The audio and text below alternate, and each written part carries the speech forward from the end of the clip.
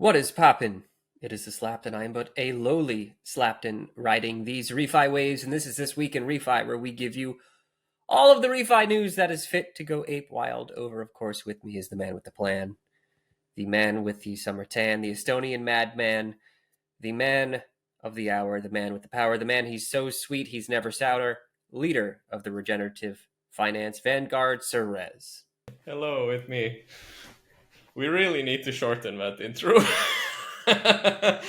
I'm a bit worried that in like 10 episodes we'll get to a point where the intro is just like, waiting for the intro to finish. That's what I want. I want the entire episode to be an intro. Yeah, it's like introducing royalty, and then there's like, the 20 titles you have to go through, and it's like, okay, cool. I'm gonna take a tea break. I'm thinking about hiring some trumpeters for the next one. Ooh, very fancy. Before you get on the screen, they're going to trumpet in your grand entrance. Rez, how do you feel about the SEC? Frustrated and exhausted. How about you? I love them. I love the SEC. I love Gary Gensler because they give me something to be angry about. That's a feature, not a bug. They help me apparently. feel.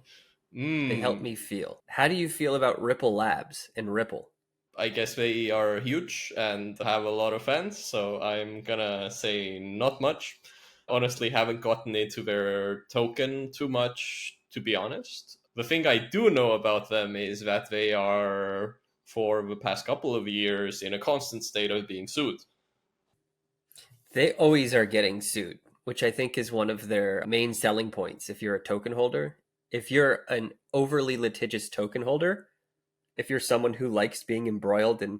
if you like second-hand litigation. Yes. If you like litigation by proxy, that's the token for you. Have you heard of anything happened with them recently? Anything we should mention about XRP and the SEC and litigation? Yes, there's been a really cool ruling recently about Ripple, and depending on who you ask, the interpretation has been drastically different. The SEC maintains that it got exactly what it wanted out of this court case and that they will review the situation or whatever. And then Ripple on the other side is like, no, what do you mean? We actually won against the SEC. Everything's fine. Like, everything's super normal. We're great. And I guess the reality of the situation is kind of what we need to get into. The reality of the situation, I don't even know what the reality of the situation is. We just spent a few minutes reviewing this together. So it seems like Ripple received two different judgments. One was that the aftermarket sales, the programmatic sales, which I think is going to be going forward the word used by scammers, we'll get into that. The programmatic sales on decentralized exchanges did not meet the requirement of the Howey test, and that would not be a sale of security, specifically because there was no expectation of profit from the seller, according to the judge, Annalisa Torres. I guess the logic here is that there was no expectation of profit generated by the seller directly. So there can be essentially promoters and whatever in the ecosystem, but the organization that actually sells you the token is neutral in all of this. And this seems to be irrelevant in the context of the Howey test, according to this one court. Right. Now, I'm not a lawyer or a judge. However, I play one on the internet. We'll get into that ruling. I think that, you, and I think the legal team, or at least a representative of CoinDesk, thinks that there's a problem with this ruling. Mm-hmm. But we'll get to the second part, which is that the sales made prior, or you could say the initial coin offerings, to quote-unquote institutional investors, which again, I need to break that down because we spent some time frustrated over that language.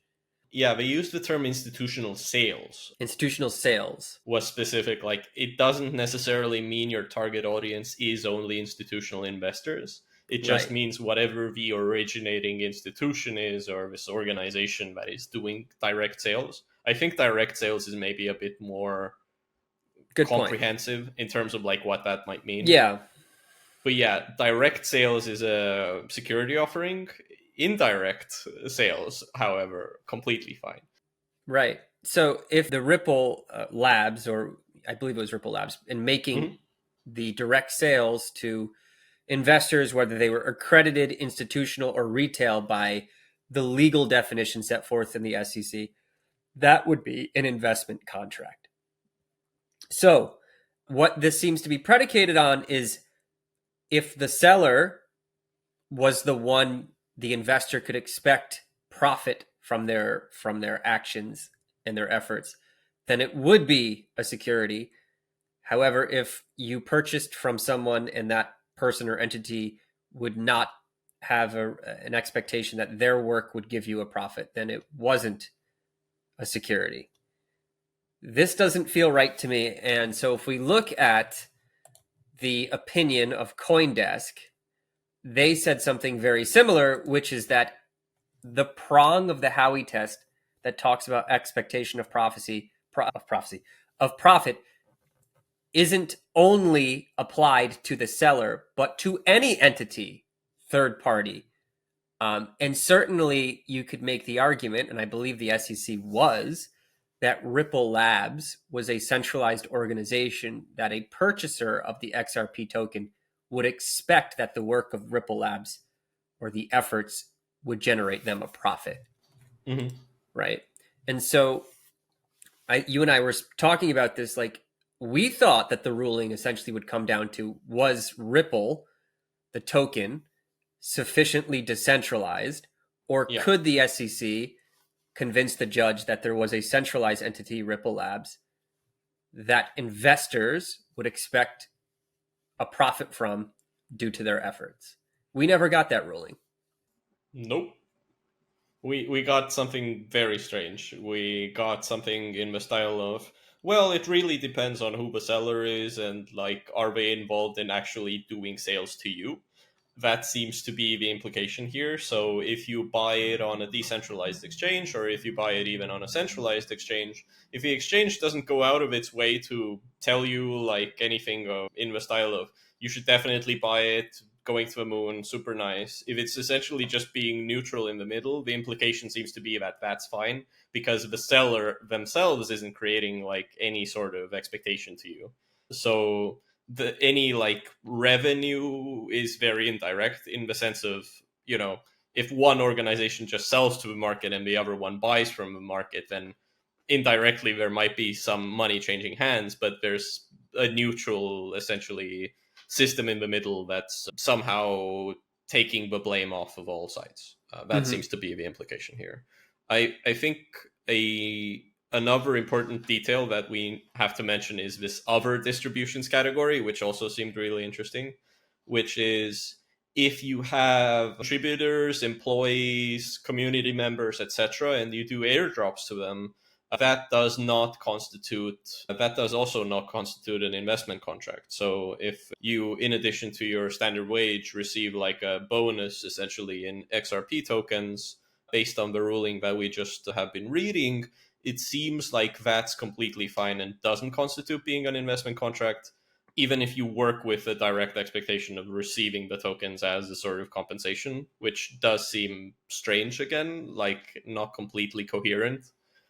And I guess this is all to say that the current rulings, even though there was a lot of hurrah in the crypto space initially about this ruling, the more you get into the details, the more it just seems super weird and probably going to get contested. Oh, it'll 100% get contested, even if the ruling were, I would say, more coherent, logical, and consistent with the law. It's going to get contested. These things always do, right? So, just to be clear on that, there is an appeals process. It would likely have been appealed by either side, I would imagine, regardless of the outcome. Yeah. And the likelihood that this gets overturned is not zero. And quite frankly, as someone who doesn't care for the SEC or Gary Gensler and wanted to see XRP prevail, not because I care about XRP, but because I just don't want the SEC's, filthy little paws in this space in the manner that they're pursuing. Like, I do not believe that this is a strong ruling, and I do think there are big problems with it, which concerns me, Rez, because these are supposed to be people who go through training. They're appointed to have like wisdom and expertise. And when I was looking through the ruling, I was just like, this doesn't make sense. Like, what's going on? How is this possible that a judge could interpret this in such a bizarre way? Right, that the expectation of profit, like, who says the expectation of profit has to come from the seller? And to illustrate how absurd that would be, let's say that I ended up with shares of Microsoft and I sold them to you. Mm-hmm. I'm not Microsoft. You wouldn't expect the price of Microsoft to increase because of my efforts. Would that mean, therefore, that the shares that I sold you were not a securities contract? I mean, the sales contract itself might constitute still a securities contract if you create this, like, if you essentially do direct sales to them, like maybe based on this interpretation, if you actively come to me and like solicit me and go like, hey, buy my stuff, that seems to be different from you just coming up to me and saying like, hey, can I have some of your Microsoft stock, and then like we do a trade. That seems to be the implication. I don't completely understand like the details here. I think what the argument would be is that if I came up to you, I'm not the issuer of the shares. I'm not Ripple. I'm not Microsoft. If I do it and you buy from me, then it's not a security contract because me, the seller, my efforts aren't going to, you, the buyer, would not expect that my efforts of the seller would increase the value of Microsoft, right? Yeah. That was the ruling. However, it is obvious that there is a third party, Microsoft Corporation, that one would expect their efforts would create value for the investor. Mm-hmm. It should be obvious, right, that even if I sold you Microsoft, there's a security contract in the shares of Microsoft because there's a third party that's driving the profits of the company, right? And so I believe the judge was very confused on this, in the sense that he said that it's the seller, him or herself, or itself at this point, if it's programmatic, that determines whether or not we have an expectation of profit that meets the Howey test. But that hasn't been precedent. The precedent was any third party, any centralized organization or person or people. If you could tie the expectation of profit from that entity or person's efforts, it would be a security contract, not the seller. Yeah, like honestly, very strange. I hope this will get clarified in some sense, because it does put the token itself also into a very strange regulatory status, because depending on the underlying transaction, it's either a security or not, which is what I think one of these opinion pieces on Coindesk called it: Schrodinger shitcoin. Like, it's either a security or it's not a security, but you don't know. Like, who knows? I don't know. Like, maybe.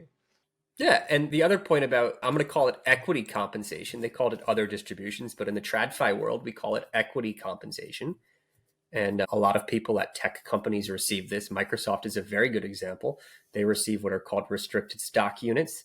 They're put on a schedule. That is absolutely considered a security contract, like Yeah, 100%.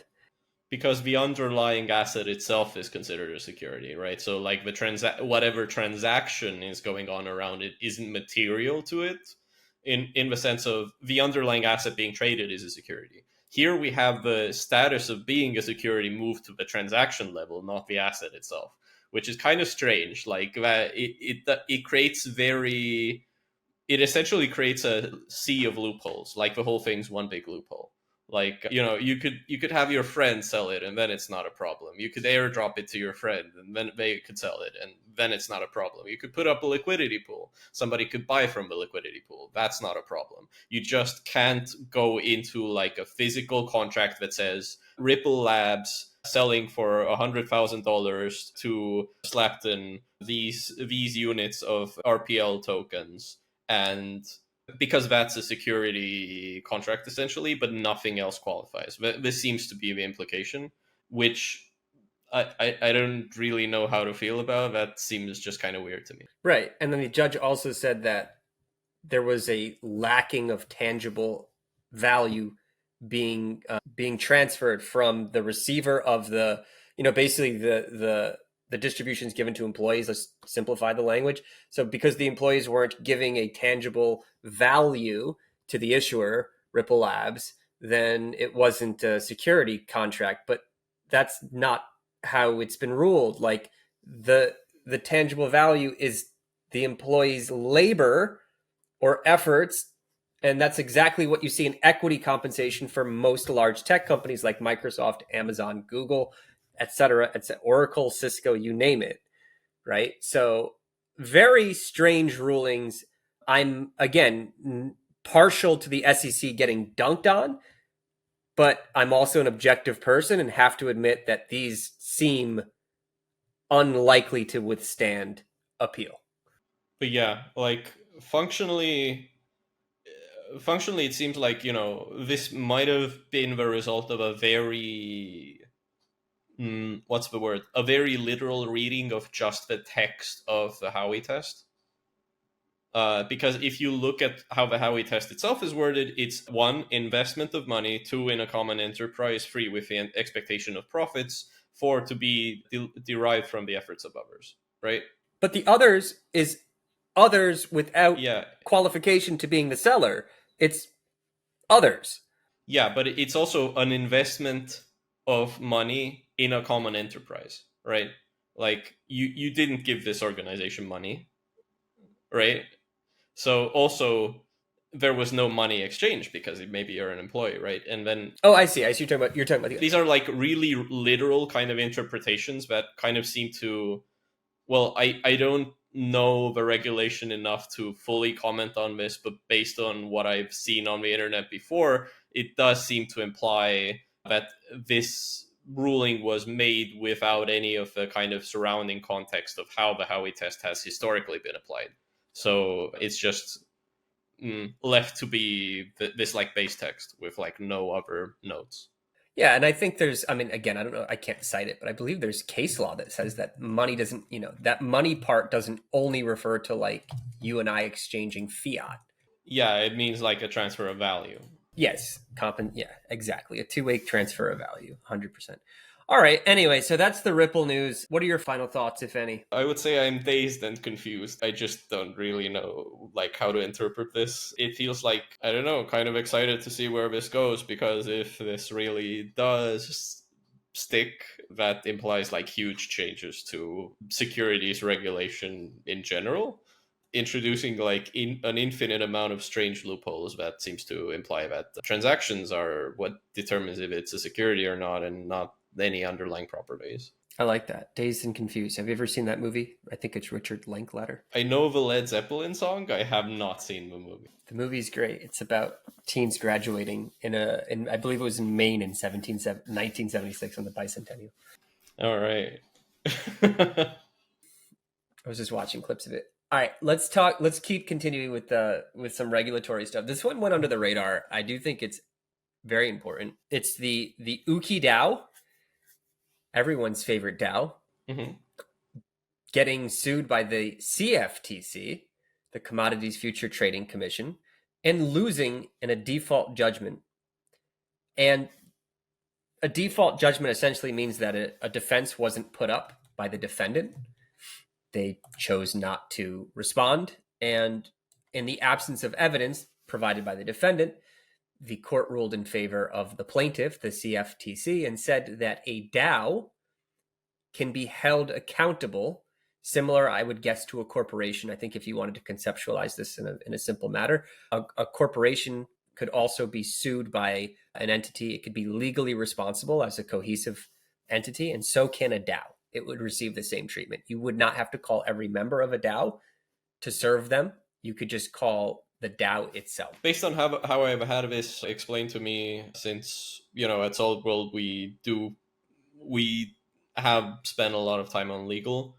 One of the prevailing theories seems to be that if you are a DAO filled with people, then if there is no legal entity between the people and the DAO and the rest of the world, then all of the individual members of the DAO are directly and fully liable for all activities done by the DAO. So this is very similar to kind of why the limited liability corporation legal structure was created in the first place, because you as an entrepreneur, if you wanted to do some risky things with other people's money, all business always involves some amount of risk. That's just how business works. It doesn't really make sense that if you fail fail on this, then it should ruin your life for the rest of your life. You should have some amount of limitations in terms of your personal liability, and that's why it's called an LLC, right? Like limited liability corporation. Now, this case is based on the same theory. So, like, there is no legal entity behind this DAO. Therefore, every single member is liable. Therefore, we can just essentially sue the individual members, and that is adequate because clearly they identify themselves as members of this DAO. They've done work here. They've contributed. There's no legal entity other than this, so therefore you are getting sued directly. And that's like pretty interesting. I think a lot of people interpreted this as setting precedent, which we have talked about a lot already today, but it kind of, I don't think it did. Based on the reading, it seems to just be that nobody really defended it. Nobody provided a counter to anything. And then there was essentially, I think, what is called a default judgment, which is just like one side didn't show up, so like we ruled in the other side's favor. And there has to be some legal standing for a default judgment. Like I could not go to a judge and say Rez owes me $1 trillion, provide no evidence, you not show up, and the judge says, okay, the default judgment is like there. It's not just the case that they didn't show up. It was the case that the plaintiffs brought a compelling enough argument that was not rebutted, and in the absence of having a rebuttal, then the judgment was made. So it's not as strong in providing a precedent, but I mean, to date, I believe it is the only, unless you have something else, the only precedent that I know of, legal judgment I know of on this matter, right? Yeah. So interesting ruling. And I think like maybe as a couple of additional notes for historical context, like Ooki DAO, very, very fast and loose based on what I remember about it, essentially was and I think still is, like a decentralized derivatives exchange. And the founders were doxed people, and they just decided that they're going to put a DAO behind it in order to absolve them of legal responsibility. And the CFTC, frankly, didn't agree with this approach and then sued them. They didn't show up. This is how we're here. Like, it's interesting. Let's keep an eye on this situation. But honestly, this does seem to be the direction DAOs are going in. Like, you have a legal entity, or just everybody's directly liable. There's no like nobody's liable for anything middle ground. To be fair, there has to be, right? Like there has to be some liability when we're talking about these, in my humble opinion. Like if you want there to be accountability and protection and those sorts, the things that I think most people, even if you are an extreme like crypto anonymity maximalist, how do you have an entity or group of people managing resources with no accountability?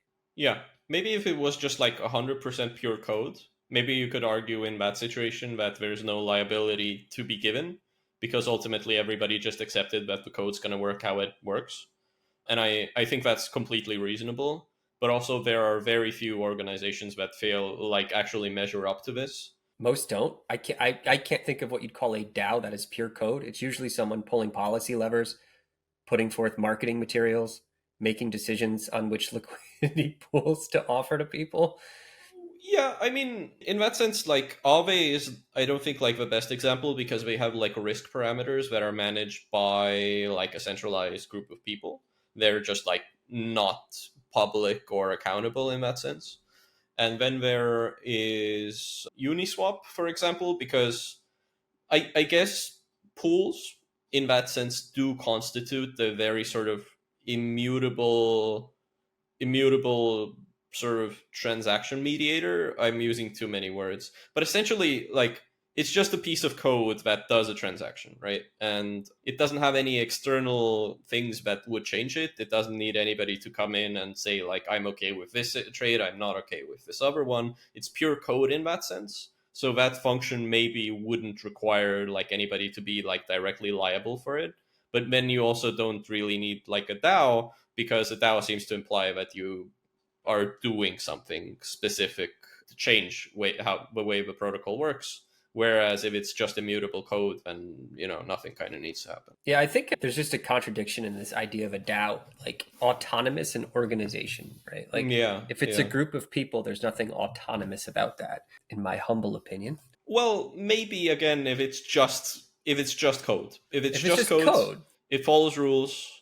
Maybe even in that case, I think it's probably still you're a lot better off being anonymous doing these kind of things, like setting them up. I think there isn't a lot of advantages to setting up like decentralized, immutable systems and then being doxed, because it just doesn't work in your advantage. It doesn't seem to work. Well, there you go. Ooki DAO, get wrecked. The CFTC got you. We'll see if this.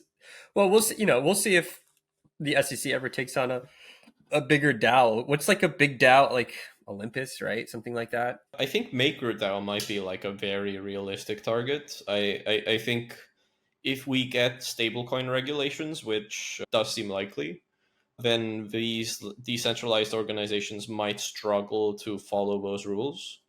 I mean, in terms of DeFi in Europe, with the oncoming MiCA regulations, if your protocol is sufficiently decentralized to the degree that nobody can really come in and do too much, there's like language around this. So if you're a DeFi protocol, there's a carve out saying that it's fine.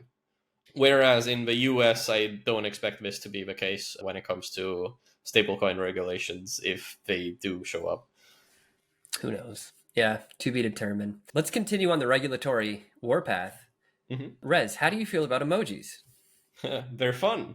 Very good. Sometimes replace words, for example. Would you say that right now I'm giving you investment advice? Without surrounding context, doesn't seem to be investment advice. Also not an investment advice. What about if I went like this? Like drawing a line? What if I drew a trajectory that went up, corrected, and then went back up like that? Would that be considered investment advice? I guess if we're in a meeting where I'm asking, hey, how do you think the price is going to go? And you go like, Do you think that would be an answer to your question? If I said, how is the price? And I went like this. Yeah, I think in my head that might be like, you do seem to be implying things about the price like very directly. What if you asked me how the price was going and I just held up a picture of Neil Armstrong and Buzz Aldrin? Okay, that's getting into territory where I have no idea, I'll be honest. What if I held up a picture that said SpaceX on it? Would that be investment? Very ambiguous. Very ambiguous. Well, the court has an opinion on some of the things we had mentioned, right? And the court has ruled. Which court? No, I'm sorry. The court hasn't ruled. The SEC has warned the public of the legal consequences of using emojis. The SEC is telling you that emojis can rise to the level of essentially investment guarantees, right? Enticing investors or promising returns. Yeah. Positive returns. Yes, this is a rather old piece of news. By the way, Slaptain, if you have been sharing anything at any point in this, like you haven't. But it doesn't matter that much. Okay, back to the thing. Sorry, editor. But yeah, there is this rather old warning. Well, old in crypto time. So this is from the 24th of February, 2023, where a former SEC branch chief warned that essentially, saying rocket ship, upwards arrow, money bag emoji might objectively mean that, yeah, by the way, you're gonna make money on this, so you should buy it. This seems to be a thing that is now slowly coming true, because in Canada, they had this fantastic ruling that a thumbs up emoji constitutes agreeing to a contract. Right. And then we get I think a corollary ruling by a judge in Canada. A Saskatchewan court rules an emoji is just as valid as a signature. And so this isn't crypto related per se, but there was a flaxseed producer or distributor that had mass texted, I believe, farmers or people who'd be interested in flaxseed to deliver a certain amount of flaxseed at a certain price, and asked one person in particular if they would commit to this contract. In return, a thumbs up emoji was given. The court ruled that this rose to the level of legal commitment to follow through on the contract. So there you have it. Yes, and contract negotiations are very serious. Like if you're already verbally, if you've already verbally confirmed that you are going to enter into a sort of transaction and then renege on it, this has very heavy implications, especially if you're a trader or these kind of people. So saying that, yeah, deal, obviously, if you back out of it, then that's a problem. But now it's also, yeah, thumbs up emoji. That's still the same thing. I think there's a lot of issues with this. If you texted me, hey Slaptain, do you want to buy $1 million of rug token via a text, and you received a thumbs up in return, that would be a legally binding contract is insane to me. For a few reasons. It assumes that I'm the one who sent it. You have no guarantee that that was the case. It assumes that it was sent intentionally, that there aren't such things as butt text, right? Or fat fingering the keyboard. Oh yeah, especially on Facebook, where the default, if you haven't typed in a message, it's the thumbs up thing. That's right. And it also assumes that the thumbs up was a confirmation that I would want to do this and not just a confirmation that I received your message. Right. So there's a lot of assumptions. And I feel like, to your point, that if we're going to talk about transacting sums of money or value and resources, that there should be a level of guarantee or disambiguation that the response message was exactly what was intended by the respondent. I don't believe the thumbs up emoji can reasonably guarantee those things in a serious contract negotiation. But a court in Saskatchewan did. Well, I think, like, you know, if you ask me, hey, Rez, do you want to buy $10,000 worth of Shiba? And then I responded with a money tongue emoji, you know, the one with the like dollar sign on the tongue. Like, I think that still doesn't really mean I said yes, right? It's clearly very ambiguous. You're joking. You could be messing around. Yeah, if I sent you the crying while laughing emoji, also not a yes. If I sent you a chart going up emoji in this context, also not a yes. If you said yes, it would be a legally binding contract, in my opinion. If you said yes, I would like that. Yeah, but if you just send a thumbs up, that just feels like a slang way of saying yes in that context, right? Like, I don't know if there's like a different ambiguous way this might happen. I mean, that's mostly what it comes down to for me, is like, can it really be ambiguous in that context? And you know, it's not like I sent you monkey hands on ears emoji or something.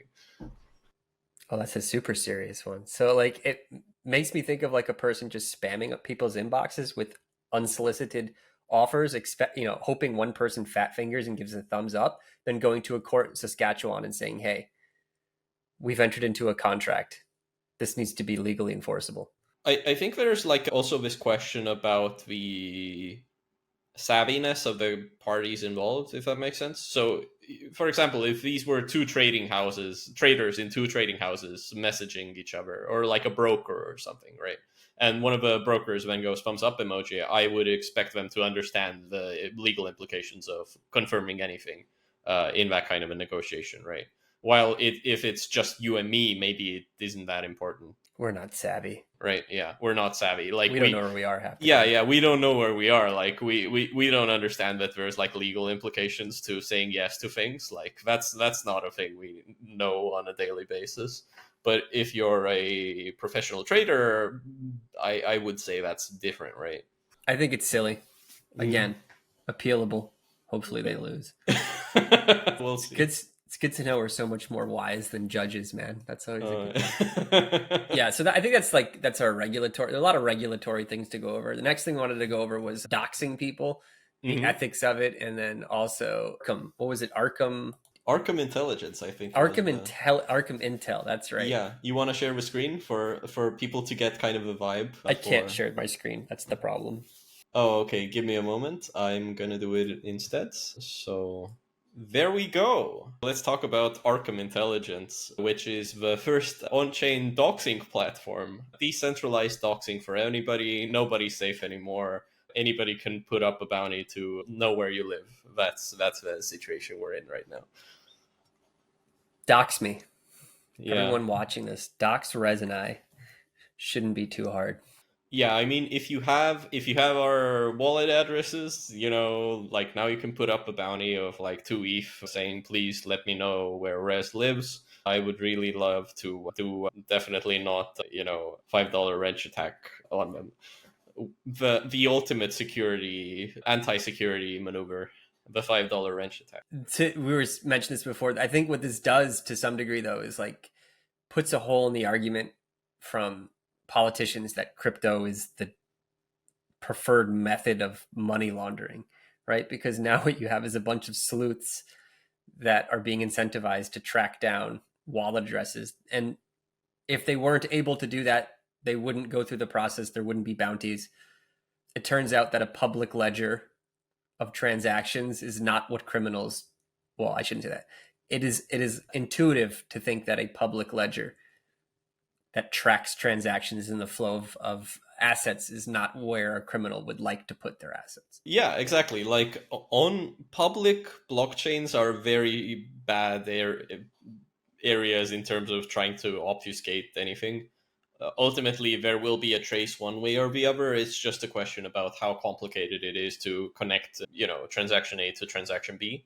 So when you have something like Tornado Cash, which is, I think, the best known anonymizer, which means that you can deposit with one wallet and then withdraw with another wallet, and they're not connected in the sense of there's no incoming transaction from one wallet to the other. So it's a bit more ambiguous of where did that money come from. You can still eventually connect things together. It's just a question of wanting to. And also the people that did the transactions are able to prove whether or not their funds came from whatever address, right? What I find interesting is I think there can be good uses for this kind of a platform. For example, there are very good sleuths on Twitter. For example, if you've seen Zach XBT ever, right? His whole job, even though he's been doing this for free for a very long time, has been tracking down transactions and figuring out which exchanges the money went to, and then letting people know that, hey, this exchange definitely knows who they are. This exchange is capable of freezing the assets, and then therefore you can recover your stuff, right? Like that's the whole maneuver here. Because getting money out of crypto is still non-trivial. I find it kind of cool that you can potentially have people like Zach XBT compensated through bounties. So you can have people that are very good at tracking down where the scam funds actually went. That's very cool. I think it can create like new kinds of businesses that can be potentially very useful. But on the other hand, this sounds incredibly dystopian from the perspective of, yeah, it's just like doxing as a service, right? It's like, hey, who owns this $500,000? Can somebody let me know what their address is? Right? Like that's kind of a vibe here. And that's a bit worrying in a world of hardware wallets and self-custody. I mean, ultimately, you can be in danger by having your information be out there like that. Or just keep more hardware wallets, right? Yeah. Don't let it get above a certain amount. Yes, do some information security, and when people start drilling into your legs, at least you won't lose all of your money, I guess. That's right. Yeah, interesting stuff. Definitely interesting stuff. We'll see how it goes. Mm-hmm. Yeah, definitely some opportunity for malfeasance there. So yeah, crypto Twitter really didn't like this piece of news. I can't imagine crypto Twitter like this piece of news, and the memes flow, right? And then it also raises the question of like liability, right? So let's say that you were to dox somebody as a result, that person was then a target of crime, a break-in, theft. Would Arkham Intel be liable for facilitating that or inciting? The cool thing is, because this is anonymous, permissionless protocol, I think the logic is that Arkham has made themselves kind of intentionally unaware of what's happening on their own platform. And that can have consequences in the style of, well, it's just code. It's just code. Well, so is Tornado Cash, right? Yeah, it's just code that's doing the crime. What's the problem? Like we're doing very like decentralized crime. Right, that's very decentralized crime. Yeah. Well, let's talk about more positive stuff. let's talk about some Regen Network and their ability to unleash permissionless credit class creation, which we believe means that you can create essentially like a registry, right? Your own registry, your own parameters for eco credits, let's say. Yeah, so Regen Network put out this RFC in their forum titled Permissionless Credit Class Creation on Regen Network, which is really a mouthful. But what it really wants to say is become your own carbon registry in 5 seconds. That's kind of the vibe, right? Like they've built all of this infrastructure that allows you to do all of the back office work in relation to creating carbon credits, and they want this to become permissionless, so you could become your own registry, do your own projects, this kind of stuff. And while they are starting with carbon credits, this doesn't seem to be where they are going to stop at. So there is a sort of, I'm gonna quickly find this. There is a sort of piece of the puzzle somewhere in here where they have allowed credit types, and functionally this is a sort of list of things that they are allowing on their platform. So I'm currently showing you the only allowed credit type in existence in Regen Network right now, which is the carbon credit. So this is a credit type of carbon. It is representative of 1 metric ton. There can be different kinds of registries, but they all have the 1 ton as the unit, right? So think about it as in gold standard and in Vera, both of them have carbon credits, both of them have the same unit, but they're like fundamentally different organizations with different methodologies, different approaches. So they're not comparable one-to-one directly between each other. And what Regen Network wants to achieve, it seems, is a system where anybody can become a carbon registry very easily. They can have access to the kind of infrastructure that carbon registries accumulate over time. So they have a lot of the kind of coding, interconnected systems kind of work done for them, and all they actually have to figure out is how to create good sort of credit that actually has demand and that people want. So ultimately, the very, very hard part of creating a new kind of credit class or credit has been kind of outsourced to the community, if that makes sense. Yeah, it has to. Well, it's like anything else. It has to have the faith of the marketplace, right? Yeah. And that's always the most difficult thing. Even with well-established credit classes, you see, we've talked about this in the past, that the buyer has to have faith in it, right? It's a lot of different things, right? And even the most well-established and I guess you could say the things that have been around the longest still struggle with this. Mm-hmm. For many different reasons, but very cool. And we have a whole episode on it. A whole episode. Yeah. So if the audience wants to find this, how you can do this is check out our YouTube channel and find the video called "Why Vera Can't Be Dethroned Yet," I think was the name of this. Yeah, it's something like Vera can't be stopped or is unstoppable or something like that. It was clickbait. Yeah, very clickbaity. But essentially, that video will explain what we mean when we say it's very hard. Yeah. But I think we're seeing every day like a bit of progress being made in this direction. So that's kind of exciting. Yeah, every day I think that you see, particularly in the ReFi space, that Vera and Gold Standard don't get their act together and put forth some clarity on digitization and tokenization of carbon credits. You see an opportunity, and also you see a willingness for other participants to fill that space. Right. Yeah. And it is just a matter of time before that's solved in a meaningful way, whether it's through Vera or Gold Standard or a different actor. Right. And so good on Regen Network for being part of the solution and giving infrastructure or the opportunity to these other entities to fill that space. Yeah, they're essentially trying to make it as easy as it is to create your own ERC20 token, which currently takes like 10 seconds, and then you can have your brand new shitcoin like in circulation right now. Can we create Schrodinger's shitcoin after this? Yeah, we can actually. Like, that's very trivial. Though I was thinking maybe like one day we might want to have like our own community NFT collection for no reason other than like it's kind of fun. Okay, but we have to get someone else to sell it, because if we sell it, it's a security contract. Well, we can airdrop it to our community, and then it doesn't constitute being a sale of securities. Ooh. And then we can put on royalties, and then it's fine. Like we can even make money off of it. What, money? Yeah, money. Do you have any of that? Nah.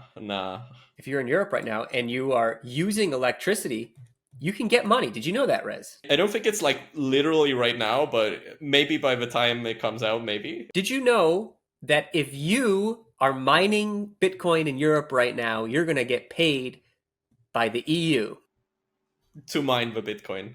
No, you're not misrepresenting it. At some point in time, there will be or has been people that have received money from their local energy grids for mining Bitcoin. So they have been paid for using electricity. Somebody has been paid for keeping their fridge open too long. Somebody has been paid for using their AC on blast. Like that's kind of the situation because the EU is generating way too much renewable energy and it's disgusting. I love it. I love every part of it. It's so cool. So, you know, there's that one guy who never was responsible with the refrigerator door, right? His mom yelled at him when he was a kid, and now it's paying off. Now he's going to call his mom and be like, remember when you told me I was wasting electricity and I was being wasteful? I'm rich now, mom. Exactly. We're in peak solar season right now. The EU has invested a lot in solar panels, and right now we have no way to store the sheer amount of energy we're creating, so we need to pay people to get it off a grid. And that's kind of hilarious. I love every moment of it. It's like getting paid to charge your car, like getting paid to keep your lights on at night. Like the business models are infinite. I just love every moment of this. But yeah, getting paid to mine Bitcoin like from the electricity grid, which is usually your biggest cost driver. Kind of hilarious. I love it. It's so nice. It's so good. I love it. We just need a way to harness something in the cold months in Europe, and then we're all set, Yeah. right? And then we're groovy, man. Yeah, we just need better batteries maybe and it'll be fine. Harness the power of depression. Oh yes. Very cool. Awesome, man. Well, I mean, good news. Yeah, I mean, that really is the question, though. It's like, how, this is seasonal, obviously, because of solar, right? This time of year in Europe, the sun's hitting the solar panels and creating a lot of energy, but in the winter, you don't get that same production. So it's either energy storage or coming up with a complement to the solar panels, like, I don't know, nuclear energy. Huh, strange. Maybe some fusion once we figure that out. But yeah, nuclear now would be fantastic. I mean, like we're big nuclear shills on this podcast. If you haven't noticed, it's just a bunch of FUD. Don't let the FUD get you down. Like nuclear is great. Nuclear is great. Let's create nuclear is great coin or token for our, Nuclear for is our great. first shitcoin. Rez, we did it. We did 2 episodes in a row. Maybe we'll do 3 episodes in a row. That would be pretty cool. I'd love that. Maybe we'll do 4, but not more than 4. That's insane. Yeah, that would be too much. Like shoot for the moon, not the stars. That's right. And if you're shooting for the moon, make sure that you don't use emojis. If you're shooting for the moon, make sure that you're not talking about securities. Or you're talking about, what's it called? Hearts, the card game Hearts. Are you familiar with this? There's something called shooting the moon. Oh no. Now you know. All right, Rez, any other final words? We covered regulatory stuff. We covered Regen Network. We covered getting doxed. We covered the importance of using electricity if you're in Europe right now. How would you like to leave us? Go out, touch grass, enjoy the summer. I think we have like a year of crypto winter probably ahead of us still. So getting some good sanity restoration points right now probably very worth it. So go ahead and do that. I heard touching grass is going to the moon. So definitely, not investment advice. And I don't know, monkey with hands on eyes emoji. I like it. And I will say, as always, remember to ape responsibly. We will catch you all on the next one. Peace, dudes and dudettes.